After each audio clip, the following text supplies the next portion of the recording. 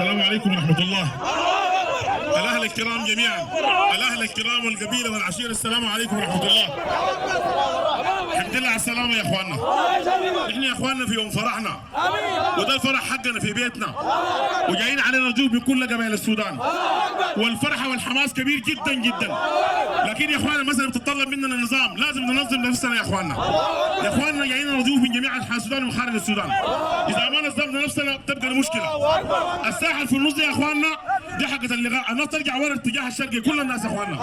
ما فضل يمشي الفطور. طوال الناس في المنطقة الشرقية يا إخواننا. عمامنا الكبار وغادتنا وعمدانا ونزورنا حيكونوا داخل السيوان إن شاء الله. نمرة اثنين يا إخواننا، العربات داخل الميدان ممنوعة يا إخواننا.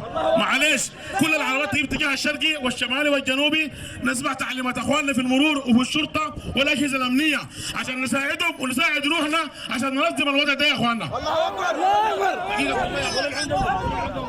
نمرة ثلاثة يا إخواننا في نواحي دواعي أمنية، نحن لازم الأجهزة الأمنية نساعدها. ممنوع ضرب السلاح وحمل السلاح، بعد ده خلاص من امبارح والامبارح الحمد لله فرحة كبيرة. لكن عشان نحافظ على أهلنا ونحافظ على ضيوفنا يا إخواننا ممنوع حمل السلاح الغير مرخص، وممنوع ضرب السلاح الآن يا إخواننا. نفرح نبشر بسيوفنا بعكاكيزنا بسيطاننا، ما في حوج إن شاء الله. الله أكبر.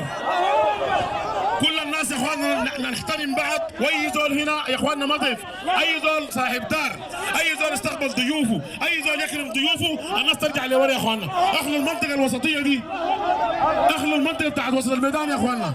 جزاكم الله خير وربنا يكرمكم جميعا ان شاء الله. نتحمل بعض الليله ونصبر، اليوم طيب ويوم يوم جمعه ان شاء الله، وربنا يجمع القبيله ويحفظ الوطن من الفتن والمصائب ان شاء الله. نساعد اخواننا في المرور وفي الشرطه وفي الامن يا اخواننا. السلام عليكم.